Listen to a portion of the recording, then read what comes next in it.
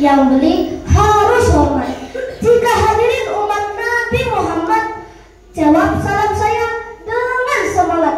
Assalamualaikum warahmatullahi wabarakatuh. Waalaikumsalam warahmatullahi wabarakatuh. Yang saya hormati jajaran panitia pelaksana lomba. Yang saya hormati Bapak Ibu Dewan Juri yang adil dan jujur dalam mengambil keputusan, serta teman-teman peserta lomba yang dirahmati Allah Subhanahu wa Ta'ala. Hamdan wa syukran lillah, salatan wassalaman ala Rasulillah, amma ba'du. Setinggi puji sedalam syukur hanya kepada Allah Azizul Ghafur. Dengan alhamdulillah kita bertutur sebagai tanda hamba bersyukur. Salawat dan salam semoga selalu tercurah kepada Nabi Muhammad SAW, manusia terbaik dan suri teladan bagi kita semua. Pada kesempatan kali ini, saya akan menyampaikan pidato dengan tema Maulid Nabi Muhammad SAW. Maulid Nabi adalah saat untuk merenungkan kehidupan dan ajaran Nabi kita yang telah memberikan pedoman dan inspirasi kepada seluruh umat. Oleh karena itu, kita harus menjadikan Nabi Muhammad SAW sebagai idola kita. Tetapi seringkali kalau ditanya idola kita siapa, jawabannya ada yang menyebut atlet, artis, atau tokoh terkenal. Tapi pernahkah kita menjadikan Nabi Muhammad SAW sebagai idola utama? Padahal Allah sendiri telah menegaskan dalam surah Al-Ahzab ayat 21 yang berbunyi, A'udzu billahi minas syaitonir rajim. Bismillahirrahmanirrahim. Laqad kana lakum fi Rasulillahi uswatun hasanah, yang artinya sungguh telah ada pada diri Rasulullah itu teladan yang baik bagimu. Masa remaja adalah masa emas di mana kita sedang membentuk karakter dan jati diri. Jika masa ini kita isi dengan hal-hal baik, insya Allah masa depan kita akan gemilang.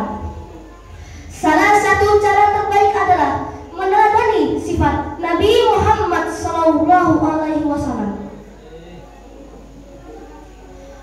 Sifat-sifat Rasul yang harus kita teladani. Sifat Rasul yang pertama, sidik. Sejak kecil Nabi Muhammad SAW dikenal jujur. Beliau tidak pernah berbohong, bahkan untuk hal kecil.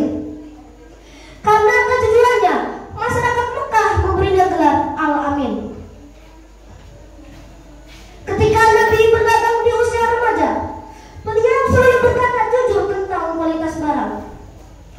Jika barangnya cacat, beliau memberitahu pembelinya. Kejujuran itu membuat pembelinya merasa aman dan semakin percaya. Jujurlah pada orang tua, guru, dan teman.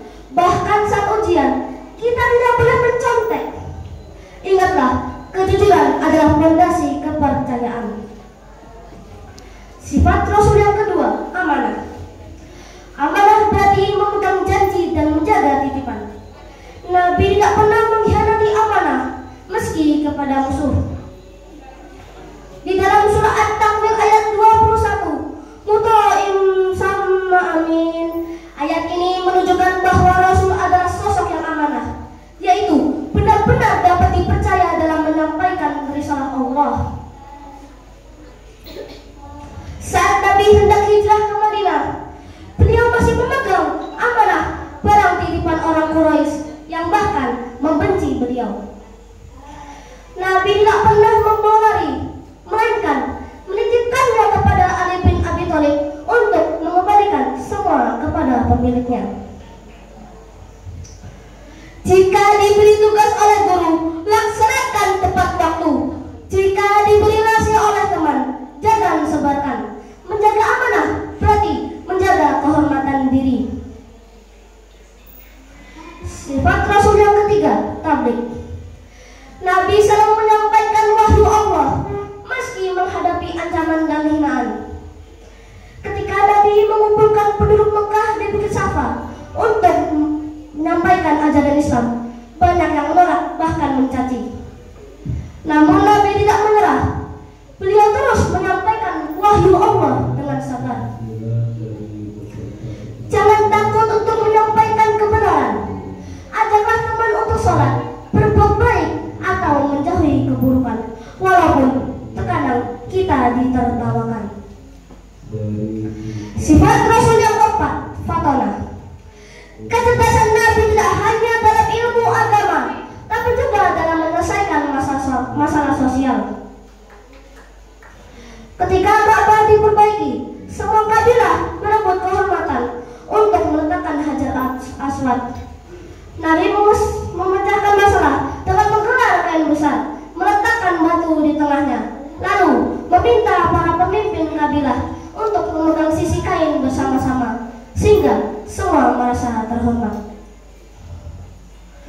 Gunakan kecerdasan untuk menyelesaikan masalah, bukan membuat masalah. Rajinlah belajar, membaca, dan mengasah keterampilan berpikir.